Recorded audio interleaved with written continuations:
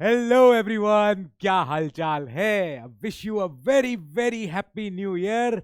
अब चलते हैं चैप्टर नंबर 58 पे, जो है SHRC, national human rights commission का छोटा भाई। यानी कि ये जितने सारे स्टेट्स हैं हमारे, इन सब में भी एक एक स्टेट ह्यूमन राइट्स कमीशन होना चाहिए।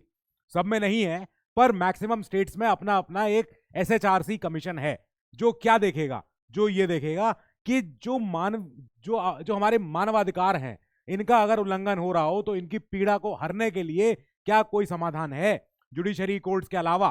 तो ये है वो चैप्टर। अब शुरू करते हैं। कहानी क्या है, वही सेम जो हमारा पहले वाला एक्ट था जिसकी वजह से एनएचआरसी आया, उसी उसी एक्ट के तहत, जो पहरा एक्ट था हमने देखा था, पहरा 1993 के तहत यह भी कल्पना करी गई कि हर स्टेट में अपना अपना एसएचआरसी हो। ठीक बात है। अब एसएचआरसी के पास जिम्मेदारियां हैं कि आपको इंक्वायरी बिठानी है, आपको इंक्वायर करना है या तहकीकात करनी है उन किस्सों में जहां पे वायलेशन हुआ हो ह्यूमन राइट्स का। लेकिन लेकिन लेकिन पॉइंट ये है कि आप वायलेशन तो चेक करोगे ह्यूमन राइट्स का, पर उन्हीं मैटरों में चेक करोगे जो स्टेट लिस्ट या कॉन्करेंट लिस्ट में मेंशन है।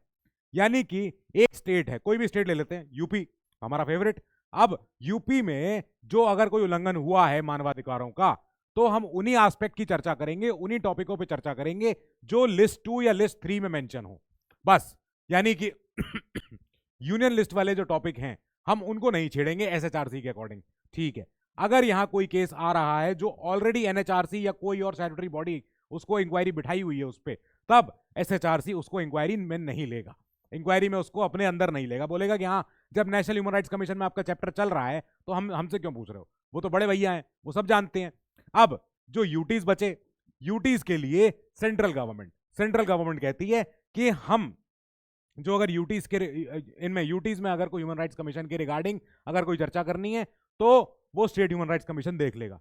कोई भी यूटी है तो उसके आजू बाजू वाला जो भी स्टेट होगा जिससे वो यूटी एडजेसेंट है उसका उस स्टेट से, तो वो स्टेट एसएचआरसी, उस स्टेट का अपना एसएचआरसी उसको देख ले। अब यहां पे जम्मू कश्मीर और लद्दाख के लिए जिक्र नहीं है क्योंकि ये दोनों यूटीज अभी नई नई है इनके लिए, और यहां पे स्टेट ह्यूमन राइट्स कमीशन का रोल बहुत अहम भी हो जाएगा जिस दिन से अभी जो सुप्रीम कोर्ट में वर्डिक्ट आया 370 का, उसमें बोला भी गया है कि एक ट्रूथ एंड रिकंसिलिएशन कमीशन बनाइए, कमेटी बनाइए जो ये तहकीकात करे कि हाँ क्या क्या बातें हुई हैं यहाँ पे, क्या क्या सच्चाई है कि नहीं है। और रिकंसिलिएशन माने कि आपस में बैठ के समझौता भी हो जाए, सब कुछ हो जाए, वो कमेटियां बनवाइए। क्योंकि जब सुप्रीम कोर्ट के जजेस ने ये बात बोली तो उन्होंने कहा कि देखो, जितने आप लैटिन अमेरिका के स्टेट्स देखते हो, लैटिन अमेरिका की कंट्रियां देखोगे या अफ्रीका की कंट्रियां देखोगे या साउथ अमेरिका की कंट्रियां देखोगे, जहां पे कभी सिविल वॉर होके चुका है, जहां कभी अपना गृह युद्ध हो गया, आपस में लोग लड़े हैं बहुत ज्यादा, बहुत जान माल का नुकसान हुआ है, उसके बाद इन सारे देशों में अपना अपना एक टीआरसी बनी है, truth and reconciliation commission, committee कुछ भी कह लो। अब फिर उस कमेटी ने बैठ के बाद में जांच पड़ताल करी, तहकीकात करी कि हाँ कितना मानवाधिकारों का उल्लंघन हुआ है, क्या क्या गलतियां हुई हैं, इन सारी गलतियों को पकड़ा जाए, लिया जाए, सुनना जाए, सारे लोगों के स्टेटमेंट रिकॉर्ड करे जाए। हाँ साहब, क्या आपको लग रहा है कि यहाँ पे कुछ लोग आए थे, ऐसा बोल के गए थे, करके गए थे, वो सारी बातें टीआरसी कमेटी लिख लेती है। अब हम कह रहे हैं जम्मू कश्मीर लद्दाख के लिए सुप्रीम कोर्ट ने तो ऐसा बोल दिया, लेकिन वहां पे अभी एसएचआरसी का जिक्र नहीं हो पाया। बची एक यूटी इंपॉर्टेंट, दिल्ली।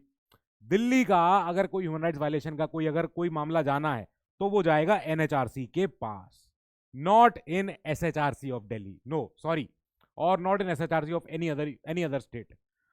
तो हमने पता कर लिया कि हाँ ठीक है, हर स्टेट का अपना अपना हो गया, एक एक स्टेट ह्यूमन राइट्स कमीशन होना है मेजोरिटी ऑफ द स्टेट्स का। ठीक है। कहीं कहीं पे एसएचआरसी डिफंक्ट हो चुके हैं, चल ही नहीं रहे, अब होना ही बंद हो गए, वो लास्ट में देखेंगे पूरी लिस्ट।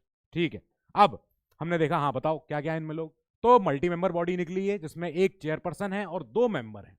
अच्छा, वेरी गुड। अब जो चेयरपर्सन होंगे वो रिटायर्ड चीफ जस्टिस होंगे या जज होंगे ऑफ द हाई कोर्ट।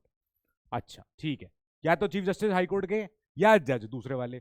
जो बचे मेंबर्स हैं वो सर्विंग या रिटायर्ड जज होने चाहिए हाई कोर्ट के। अच्छा ठीक है। या फिर अगर नहीं है तो कोई डीजे हो, डिस्ट्रिक्ट जज हो जिनके पास स्टेट में काम करने का एक्सपीरियंस हो 7 साल का at least, and person having knowledge और practical experience with human rights, दोनों चीजें चाहिए। ठीक है। ये है, अभी ये हमने लिया है आंध्र प्रदेश का एसएचआरसी। तो इसमें चेयरपर्सन है, मेंबर है, सेक्रेटरी है। ठीक है, ये लोग आ गए। अब ये बना रहे हैं उस स्टेट का, आंध्रा का एसएचआरसी कमीशन। अपॉइंटमेंट कैसे हो रहा है, अपॉइंटमेंट हो रहा है गवर्नर साहब से। गवर्नर साहब अपॉइंट कर रहे हैं चेयरपर्सन को भी और मेंबर्स को भी, पर गवर्नर साहब अपने मन से कर रहे हैं? नहीं, गवर्नर साहब के पास रिकमेंडेशन आती है एक कमिटी की। कमिटी क्या है? कमिटी में कौन लोग हैं? कमिटी में है उस स्टेट के सीएम जो उस कमिटी के चेयरमैन है या चेयरपर्सन है, हेड है, फिर स्पीकर ऑफ उस स्टेट की विधानसभा, फिर speaker of leader of opposition यानी नेता प्रतिपक्ष जो भी हो विधानसभा में, या फिर और साथ में होंगे स्टेट के होम मिनिस्टर। हर स्टेट के अपने गृह मंत्री होते हैं, ठीक है। अगर स्टेट में विधान परिषद भी है, Vidhan Parishad legislative council, that means कि लेजिस्लेटिव काउंसिल के चेयरमैन भी होंगे फिर तो, और वहां पे जो भी लीडर ऑफ ऑपोजिशन हो, जैसे विधानसभा है विधान परिषद भी है, दोनों जगह पे पार्टी के नेता बैठे हैं, जहां पे जो जो अपने इंपॉर्टेंट पर्सन है उनको ले आए हम लोग, उन्होंने कहा आप लोग भी बैठो कमेटी में। अगर विधान परिषद नहीं है तो कोई बात ही नहीं है, खत्म हो गई बात। अब वही वाली बात जो सुप्रीम कोर्ट के लिए वहां होती थी एनएचआरसी में, कि अगर आपको किसी हाई कोर्ट के सिटिंग जज को लेके आना है कि आप चेयरमैन बन जाओ या मेंबर बन जाओ, जो भी बन जाओ, और सिटिंग जज ऑफ डीजे भी हो, अगर सिटिंग डिस्ट्रिक्ट जज हो, तब अगर आपको इनको बिठाना है, ऑलरेडी ये अपना कार्यकाल में है, ये अपनी सर्विस दे रहे हैं जुडिशरी में, तब अगर आप बोल रहे हो, ये कमेटी ने ढूंढ के लाया नाम कि हाँ एक जज हैं जो अभी हाई कोर्ट के जज हैं, वो बहुत अच्छे हैं, वो बहुत उन्हें ह्यूमन राइट्स की नॉलेज है, बहुत ही मतलब उनके अंदर बहुत मतलब वो बहुत संवेदनशील भी हैं, बहुत अच्छा काम करते हैं, और आप उनको लेके आना चाह रहे हो, तब आप हाई कोर्ट के चीफ जस्टिस से कंसल्टेशन करो, after consultation with the chief justice of that high court, कि सर हम आपके स्टेट में से, आपके हाई कोर्ट के जुरिडिक्शन में पूरा जो स्टेट है, इसमें से हमें फलाने जिले के डिस्ट्रिक्ट जज चाहिए, या हमें आप ही के हाई कोर्ट के कोई सिटिंग जज चाहिए। तब ये बोलेंगे कि अच्छा साहब देखो वैसे तो मेरे यहाँ लोड बहुत है, पर आप अगर इनको हफ्ते में 3 दिन बुला रहे हो तो मैं ठीक है अलाउ कर रहा हूँ, नहीं तो फिर आप रहने दीजिए। ऐसा हो सकता है, कुछ भी हो सकता है, ठीक है। तो फिर ये जो सिटिंग जज होंगे ये हाई कोर्ट के जज तो रहेंगे, ऐसा नहीं है कि यहाँ से इनको हटा दिया जाएगा हाई कोर्ट के जज से, नहीं, ये तब भी हाई कोर्ट में है, अपना काम कर रहे हैं, या अगर डीजे हैं तो अपनी जिला की अपने कचहरी में, जिला अपने दीवानी में अपना काम भी करेंगे, पर साथ में एसएचआरसी के साथ भी काम करेंगे। ये दोनों चीजें होंगी, दोनों चीज चलेंगी। फिर एडिशनल प्रभार, हाँ, terms and conditions, terms and conditions of office, ठीक है। तो क्या क्या है कि 3 साल के लिए आप अपॉइंट हो गए, या अगर आपकी उम्र 70 हो गई, दोनों में से जो पहले आ जाए। अब ये क्या आप दोबारा आ सकते हो उस ऑफिस में? यस, बिल्कुल आ सकते हो, आप इतने अच्छी पोजीशन पे हो, इतने अच्छी जगह पे हो। जब आपका कार्यकाल पूरा हो जाए तब आपको स्टेट की किसी और सर्विस में आपको योगदान देने का मौका नहीं मिलेगा, फिर नहीं बुला रहे आपको, आपका टेन्योर पूरा हो गया, देन चेयरपर्सन हो चाहे मेंबर हो, they are not eligible for further employment under the state, central और स्टेट गवर्नमेंट, दोनों जगह पर कहीं भी नहीं, ठीक है। अब यहां पे चेयरपर्सन और members of SHRC they are appointed by governor but removed by president, ये बात याद रखना। जैसे हमने यही किस्सा किसी और संस्था के चेयरपर्सन और मेंबर्स के लिए भी सुना है। क्या लगता है ये वाला क्लॉज और कहां फिट होता हुआ दिखाया आपको? स्टेट के किसी एक संस्था पे, जरा मुझे बताना, याद तो आ रहा होगा। नाउ राष्ट्रपति जी चाहे तो इनके कार्यकाल होने से पहले ही इनको बोले टाटा। कैसे बोल सकते हैं ये तब बोल सकते हैं जब ये चेयरमैन या मेंबर एडजस्ट हो जाएं एंड इंसॉल्वेंट, मतलब इनके खिलाफ केस बने और केस में साबित हो जाए कि हाँ ये दिवालिया घोषित हो चुके हैं। वही वाला तो पॉइंट वही है कि अगर आप दिवालिया हो गए, आपके बैंक में बचे हैं 23 रुपए, और आप देख रहे हो कि आपके सामने आ रहा है करोड़ों का बजट पास हो रहा है, तो आपका मन डावाडोल हो सकता है। इसलिए हमने कहा अगर आप दिवालिया हो गए देन बाय, सॉरी, फिर आप काम ना कीजिए। फिर आप एंगेज हो गए अपने टर्म के दौरान ऐसे किसी पेड एम्प्लॉयमेंट में जो आपके ऑफिस की ड्यूटी से बाहर है, मतलब पता चला एसएचआरसी में काम तो कर ही रहे हैं, साथ में पीडब्ल्यूडी में भी एक मेंबर बॉडी में है, ये अलाउड नहीं है, ठीक है। अगर आप अनफिट हो गए to continue in office by reason of informative of mind और बॉडी, शरीर, उम्र भी ज्यादा ही है, 70 साल की उम्र है, तो शरीर हो चाहे दिमाग हो, किसी वजह से अगर आप काम में योगदान अपना पूरा नहीं दे पा रहे हो, और ये बात समझी जा सकती है कि हाँ अब आपसे ज्यादा काम नहीं हो पा रहा है, तो आपको बोला जा सकता है कि thank you very much, thank you for your service, you can go now if you are of unsound mind and stand so declared by a competent court. ऐसा नहीं खाली डॉक्टर ने बोल दिया, डॉक्टर नहीं बोलेगा, डॉक्टर बोलेगा कोर्ट को कि हाँ सर मैंने एग्जामिनेशन कर लिया है, मुझे पता लग गया है कि अब जो इनका जो दिमाग है वो अल्जाइमर है या एमनीशिया है या कुछ और कोई भी प्रॉब्लम हो सकती है। तो अगर ऐसा है then also you can not, you are not fit to serve as chairperson और मेंबर, या फिर you are convicted and sentence to imprisonment for an offence. लो, खुद ही निकालने गए थे औरों की सजा, खुद ही को सजा हो गई, तो ये प्रॉब्लम अगर हुई तो इनको तब हटाया जाएगा, ठीक बात है। फिर आगे अब हम ये देखेंगे क्या और कोई तरीका है, हाँ यस वो भी है, राष्ट्रपति ऐसे और तरीके से भी हटा सकते हैं अगर ये मिल जाए तो, प्रूव्ड मिसबिहेवियर या फिर इनकैपेसिटी। प्रूव्ड मिसबिहेवियर क्या होता है कि किसी से आपका कहीं इंटरेस्ट है सरकार के किसी कॉन्ट्रैक्ट में, वो सब, या incapacity, you are not capable any more, अब आप कैपेबिलिटी आपकी खत्म हो गई है काम करने की, या फिर यहां पे राष्ट्रपति जी को ये मैटर देना पड़ेगा to the supreme court for an inquiry, कि सुप्रीम कोर्ट को बोला एक न्यूट्रल बॉडी को, सबसे उच्च बॉडी को, कि प्लीज जरा जांच पड़ताल करो, तहकीकात करो कि चल क्या हुआ क्या यहाँ पे, तो पता चल जाएगा। फिर अगर सुप्रीम कोर्ट ने अपनी इंक्वायरी बिठा ली, इंक्वायरी का रिजल्ट आ गया और उन्होंने कहा कि हाँ we uphold the cause of removal and we advise so, then राष्ट्रपति को उनको हटाना पड़ेगा। राष्ट्रपति कैन रिमूव द चेयरपर्सन और अ मेंबर। ठीक बात है। अब जो इनकी सैलरी होती है, अलाउंस होते हैं, बाकी कंडीशंस ऑफ सर्विस होती है इनकी चेयरपर्सन की, मेंबर की, दे आर डिटरमाइंड बाय उसी स्टेट की government and they are not subjected to कि इनको डिवेरिएट कर दें या इनको डिसएडवांटेज पे ला दें। एक बार ऑफिस में आ गए, फिर उसके बाद ऑफिस में इनका कार्यकाल बना दिया, सब कुछ कर दिया, उसके बाद इनके ऑफिस में से एसी निकाल के ले गए, ये नहीं हो सकता। ठीक है, ये चीज नहीं हो, ये नहीं चलेगी। या इनको गाड़ियां नहीं दी, लो अपने आप जाओ, पैदल जाओ, ये नहीं हो सकता है। अफसर हैं, वो काम करने आए हैं यहाँ पे, और उनको काम करने के लिए पूरी उनकी सुख सुविधा उन्हें चाहिए। ठीक है, उनके ऑफिस के लिए सारा स्टाफ चाहिए, उनके ऑफिस के लिए उन्हें हर चीज चाहिए, फर्नीचर चाहिए, या नेसेसरी जो भी चीजें होती हैं, एटसेट्रा एटसेट्रा, वो सारी चीजें चाहिए रहेंगी, एटसेट्रा एटसेट्रा। लो ठीक है, अब आगे और बताओ क्या क्या बात हो गई, काम बताओ।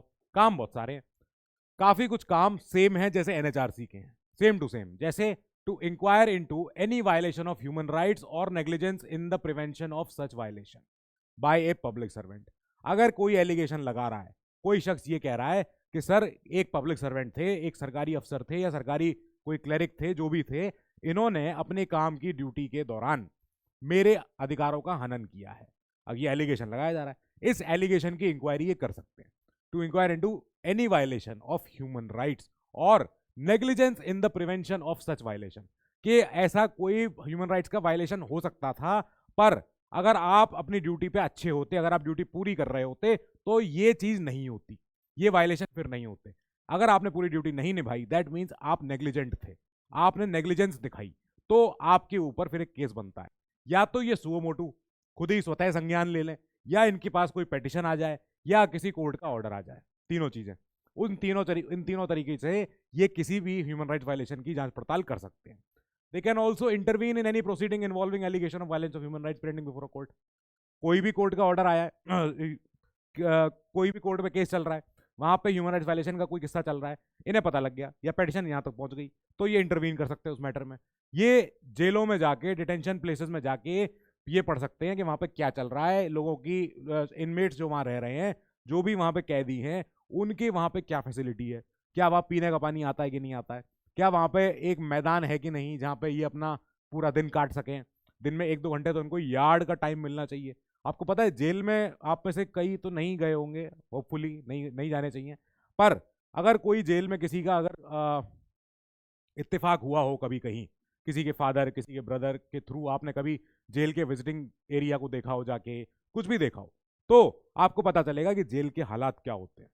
जेल में जब आप कभी अंदर जाते हो तो जेल का पहले तो वार्डन के तहत परमिशन चाहिए होती है, फिर जेल का स्टाफ आपकी आपकी पूरी फ्रिस्किंग करता है बॉडी की, कि आप कुछ लेके तो नहीं जा रहे हो, अंदर उसको चुपचाप पकड़ा दो। और जब आप जेल में जाते हो, विजिटर एरिया में जाते हो, तो एक बहुत बड़ी, पहले तो इतनी 5-5.5 फीट की दीवार होती है, फिर उस दीवार, उस एक बड़ा सा हॉल है ये, फिर इस हॉल में इस दीवार के ऊपर लगी होती है जाली, जिसमें खाली इतने इतने छेद होते हैं। अब उन छेदों के थ्रू, जिसमें खाली बस उंगली फंस सकती है, उन उंगलियों के थ्रू बस आदमी वहां पे एक दूसरे को छू सकता है और वहीं खड़े होकर बात कर सकते हो। इतना ऊंचा है कि आप उस कैदी का शरीर नहीं देख सकते, गर्दन से नीचे तक नहीं अलाउ होता। फिर आप बस वहीं खड़े होकर बात करते हो। पूरा हॉल है, वो बहुत लंबी सी दीवार है, उसमें दीवार में कई सारे लोग लटके होते हैं, देखते रहते कि हमारे वाले कब आएंगे मिलने, या हमारे वाले आ रहे हैं कि नहीं आ रहे हैं, आ गए हैं तो बात कर ले थोड़ी बहुत। आप तो यूएस की फिल्मों में देखते हो कि वहां पर कैसे जेल के अंदर टेलीफोन वाली सुविधा होती है, कि अंदर से एक तरफ तार जाती है, अगली तरफ वो कैदी बैठा होता है, यहाँ बैठ के हम बात कर रहे होते हैं, वकील वकील। इंडिया में नहीं होता ऐसा, यहाँ पे वो एक दीवार होती है, जाली होती है, वहीं पे लोग खड़े होकर दूसरी बात करते हैं, और बहुत चीख पुकार होती है उस जगह पे, बहुत ज्यादा। तो जेल में हमारे, अच्छा जेल तो हमारी तो वैसे ही सबसे ज्यादा ओवर पॉपुलेटेड है, ये भी एक फैक्ट है। हमारे यहाँ जेलों की जितनी ज्यादा कैपेसिटी है, उससे कहीं गुना ज्यादा हमारे यहाँ पे कैदी हैं। और क्या करें, नई नई जेलें बनानी पड़ती हैं, जेलों के लिए बहुत सारी जमीन चाहिए होती है, बहुत सारे बैरक बनते हैं, बहुत सारी ये सब बनते हैं। सिस्टम हमने सीखा है वही ब्रिटेन का सिस्टम है, कैसे कारागार, कैसे छोटे छोटे बैरक, कैसे छोटे छोटे अंदर के। और कई कईयों में हम कैमरे लगाते हैं, कैमरों से पता चलता है कोई वीआईपी कैदी होता है, उसके अंदर टीवी भी लगा है, उसके अंदर सब कुछ लगे हैं, बाद में पकड़े जाते हैं, बाद में न्यूज़ बनती है, उसमें मीडिया ट्रायल हो जाता है, सब चीज़ें हैं। ठीक है, तो ये सब होता है। ये जेल में जाके तहकीकात कर सकते हैं क्या ह्यूमन राइट्स का वायलेशन हो रहा है कि नहीं हो रहा है, इनमेट्स को कोई लिविंग एक ह्यूमन डिग्निटी वाली कोई कंडीशन मिल रही है कि नहीं, अगर कोई पॉलिटिकल प्रिजनर है तो उसको किताबें विताबें मिल रही है कि नहीं, ये सारी चीजें। अब to review the constitutional and other legal safeguards, लोगों के प्रोटेक्शन फॉर ह्यूमन राइट्स के लिए, एंड अगर कोई और अच्छे मेजर हो सकते हैं तो उनको सजेस्ट करो कैसे उनको इफेक्टिवली इंप्लीमेंट करें। ठीक बात है। To review the factors including acts of terrorism that inhibit the enjoyment of human rights, आतंकवाद हो रहा है, दहशतगर्दी हो रही है, तो लोगों के ह्यूमन राइट्स वैसे ही वायलेट हो गए, कहीं आ जा नहीं पा रहे हैं, डर में रह रहे हैं, कर्फ्यू लगा हुआ है, हर जगह इकट्ठे नहीं हो पाते हैं, कुछ भी हो जा रहा है, ह्यूमन राइट्स वायलेशन हो रहे हैं, and recommend them the remedial measures. बताओ क्या क्या हो सकते हैं। और फिर और भी काम बचे, क्या क्या, to undertake and promote research in the field of human rights. Human rights के विषय में कई सारे इंस्टीट्यूट्स होते हैं, जेएनयू जहां की सोनिया मैम है, फिर या फिर Tata institute of social sciences, या ऐसे वाले कॉलेजेस ये जहां पे पढ़ाई होती है ह्यूमैनिटीज की, तो यहाँ पे पता लगता है कि क्या क्या नए ह्यूमन राइट्स पे नए नए उल्लेख आ रहे हैं, नए नए आर्टिकल्स आ रहे हैं, नए नए जर्नल्स आ रहे हैं, पीएचडी करते हैं लोग, तो वहां से रिसर्च किया जाए, पता लगे क्या और नई चीज हो सकती है। टू स्प्रेड ह्यूमन राइट्स की लिटरेसी, लोगों को लोग जागरूक ही नहीं है, पता ही नहीं है, वो सब करना है among the people and promote awareness for the safeguards available for the protection of these अपने राइट्स। ठीक है। To encourage the effects of efforts of non governmental organisations, NGO काफी सारी एक्टिवेट होती हैं। कैलाश सत्यार्थी की जो एनजीओ के बारे में मैंने बताया था, उसका नाम पता चला आपको, कौन सी एनजीओ है जो बच्चों के लिए काम कर रही है? तो कई सारी एनजीओ काम करती हैं एक्टिवली। अब इन एनजीओ को फंडिंग मिलती है डोनेशन से, कभी कभी सरकार से हेल्प मिलती है, कभी कहीं से बाहर से हेल्प मिलती है, कुछ ना कुछ मिलती रहती है। फिर इनके साथ काम करें। To undertake such other functions as it may consider necessary, जो इनको लगे कि जरूरत है ह्यूमन राइट्स के प्रोटेक्शन के लिए, तो ये कर सकते हैं। ठीक है, और कुछ? यस, काम बताओ इनके कैसे काम हो रहे हैं। It is vested with the power to regulate its own procedure, obviously true. और जब ये अपना प्रोसीजर खुद तय कर रहे हैं, जब ये अपना काम अपनी वर्किंग खुद से निर्धारित कर रहे हैं, दैट मीन्स उस दौरान they have the power of a civil court and is proceeding have a judicial character. जिसके चेयरपर्सन और मेंबर्स जज हों तो उसकी प्रोसीडिंग तो बिल्कुल जुडिशियल वाली नेचर की होंगी, वो तो होनी है।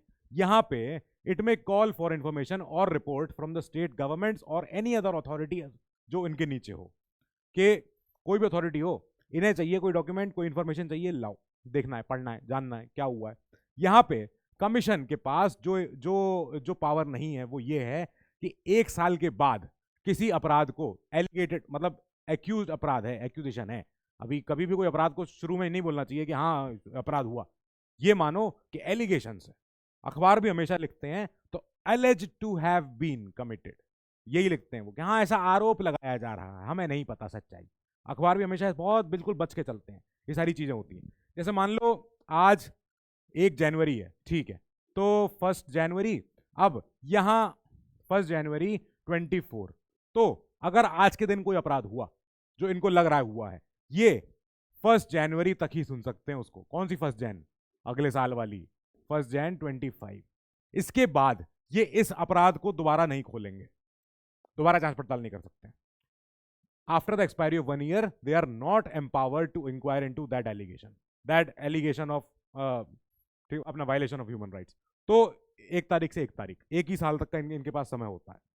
अब मान लो अगर ऑफेंस कमिट हुआ है 30 जनवरी को, तो 30 जनवरी अगले साल की 30 जनवरी से पहले पहले तक इनको इंक्वायरी कर लेनी है, फिर वो इंक्वायरी नहीं खुलेगी दोबारा से। अच्छा ठीक है, और बताइए कमीशन इस दौरान क्या क्या कर सकता है? जब इंक्वायरी हो जाए, पूरी हो जाए, 3-4 काम कर सकते हैं ये। क्या क्या? It may recommend to the state government और authority to make payment of compensation और डैमेजेस टू द विक्टिम। जो अगर नुकसान हुआ भरपाई करो, पैसे से हो पाए तो पैसे से करो, नौकरी से हो पाए तो नौकरी से करो। ठीक है। It may recommend to the state government और authority the initiation of proceedings for prosecution और any other action against the guilty public servant. कोई अगर पब्लिक सर्वेंट है जिसने अपनी ड्यूटी के दौरान नेग्लिजेंस दिखाई, नेग्लिजेंट था, पता ही नहीं था, तब ऐसे में क्या होगा कि उस पब्लिक सर्वेंट के लिए बोला जाएगा स्टेट सरकार को कि ये आपके अंडर काम कर रहे थे, इनके ऊपर कार्रवाई शुरू करो या तो केस शुरू करो, दोबारा केस ही हो सकता है पूरा पूरा। It may recommend to the state government और authority for the grant of immediate interim relief to the victim. कोई भी अगर विक्टिम है, पीड़ित है, अगर उसको कोई इमीडिएट रिलीफ मिल सकता है तुरंत दिलवाओ। ठीक है, ये दिलवाएं, ये खुद नहीं देंगे, एसएचआरसी ये काम नहीं कर पाएगा। यहां पे SHRC can approach the supreme Court और the High Court also concern for the necessary steps. जो अगर आगे स्टेप लेने हो, डायरेक्शन कुछ भी आगे ऑर्डर चलने हो तो वो ले सकते हैं। ठीक है, ये भी कर सकते हैं ये। फिर इसके बाद जब ये सारे काम हो जाएंगे, functions of the commission are mainly recommendatory in nature. जो भी दे रहे हैं ये सलाह दे रहे हैं, ये आखिरी में रिकमेंडेशन दे रहे हैं, ये आखिरी में अपनी एडवाइस दे रहे हैं। यहां पे इनके पास पावर ये नहीं है कि खुद से ही पनिशमेंट दे डालें या खुद से ही रिलीफ दे दें कि एक काम करो, हाँ तुम्हें अब कहीं जाने की जरूरत नहीं, आज से तुम आ जाओ। नहीं, ये तब भी स्टेट सरकार को बताएंगे कि देखो भाई हमने फाइंडिंग कर ली है, हमारी फैक्ट फाइंडिंग के बाद विक्टिम को रिलीफ मिलना चाहिए, इसको जो एक्यूज पर्सन है इसके ऊपर केस चलाओ, तब ये वो इतना कह सकते हैं ये। अब जब ये इतना कह पा रहे हैं, दैट मीन्स कि इनका जो रोल है वो रिकमेंडेटरी नेचर का है, रिकमेंडेटरी नेचर का, खाली सलाह देने वाला रोल है। ऐसे में एसएचआरसी सलाह देता है स्टेट सरकार को, जो सलाह होती है not binding on state government या कोई अथॉरिटी। माने माने नहीं माने नहीं माने, अगर नहीं माने तो ये पूछेंगे फिर कि अब क्या कर रहे हो, action taken on the recommendation, बताओ हमें क्या कर रहे हो आप। विद इन 1 मंथ, आज दी है आपको, अगले महीने तक हमें ये बता देना कि हमने जो रिकमेंडेशन दी थी इस पे आपने क्या एक्शन लिया, फिर ये एक्शन बताएंगे वो। अब इसके बाद कमीशन अपनी रिपोर्ट भेजता है, एनुअल या कोई और स्पेशल रिपोर्ट जो भी आए, to the state government. State governor नहीं बोला है, स्टेट गवर्नमेंट बोला है। ठीक है, अब ये reports are laid before the state legislature, state के विधानसभा के सामने, अलोंग विद मेमोरेंडम ऑफ वो सारे एक्शन टेकन रिपोर्ट कि हमने रिकमेंडेशन दिए थे इनको 5, इन्होंने 5 में से 1 माना है, जो 4 नहीं माने तो बताओ क्यों नहीं माने, ये बताओ, एक्सप्लेन करो reasons for non acceptance of any of such recommendation, कि बताओ आपने क्यों नहीं मानी हमारी बात, ऐसी क्या बुरी बात लगी आपको। ठीक है, इसके बाद ह्यूमन राइट्स कोर्ट, इसी पहरा एक्ट के तहत ये भी बोला गया था कि एक ह्यूमन राइट्स कोर्ट बनाई जा सकती है हर जिले में for the speedy trial of violation of human rights, कि जहां पे जुडिशरी ले रही है 2-2 साल 5-5 साल, यहां पे जल्दी हो जाए। ठीक है, अब ये कोर्ट अगर बनानी है तो ये कोर्ट बनेंगी by the state government only with the concurrence of the chief justice of that high court. ठीक है, उनसे बात कर ली गई, सर हम जिलों में बना रहे हैं स्टेट अपने अपने ह्यूमन राइट्स की कोर्ट, और आप बताइए क्या करना है, कैसे बनानी है। ये बताएंगे, हाँ बिल्कुल ये तो अच्छी बात है, बहुत अच्छी से बनाओ और जल्दी बनाओ। ठीक है, जब भी ह्यूमन राइट्स का कोर्ट बनेगी, state government have to specify a public prosecutor, सरकारी वकील एक उन्हें बनाना पड़ेगा अगर कोई हो तो, जिसके पास 7 साल का प्रैक्टिस का अनुभव हो। ठीक है, as a special public prosecutor, नहीं तो ये कोई और एडवोकेट भी ला सकते हैं, उनको बोल सकते हैं कि आप ये रोल निभाइए ये वाला। तो सरकारी वकील का रोल यहाँ पर इंपॉर्टेंट हो जाएगा। सरकारी वकील फिर सरकार के लिए केस लड़ेगा कि हाँ सर देखो सरकार के लॉज के अगेंस्ट लोगों का भला नहीं हुआ, किसी का वायलेशन हो गया ह्यूमन राइट्स का, और अब जो है इनके लिए हमें केस लड़ना पड़ेगा। सरकार कहेगी लड़ो, फिर हम सरकारी वकील आप ही हो, इसीलिए जाके लड़ो, केस करो। फिर ये चीज़ें होती हैं। फिर इसके बाद आगे चले हम, क्या है, ह्यूमन राइट्स में एक्ट में अमेंडमेंट हुआ। इसमें क्या निकला, इसमें निकला था कि person who has been a जज of the supreme Court is also made eligible to be appointed as chairperson of NHRC. पहले किसके लिए था, खाली सुप्रीम कोर्ट के ओनली 1 पर्सन के लिए था कि एनएचआरसी के चेयरमैन खाली वही बन सकते हैं, ये सब बातें। ठीक है, वो पहले बार सुप्रीम कोर्ट के जज कौन थे, चीफ जस्टिस या कोई और, बताना। नाउ यहां पे बात हुई कि increase the number of members of NHRC, जहां पहले 2 मेंबर थे, हमने बोला नहीं अब 3 मेंबर होने चाहिए, जिसमें से 1 महिला हो, at least 1 has to be a woman.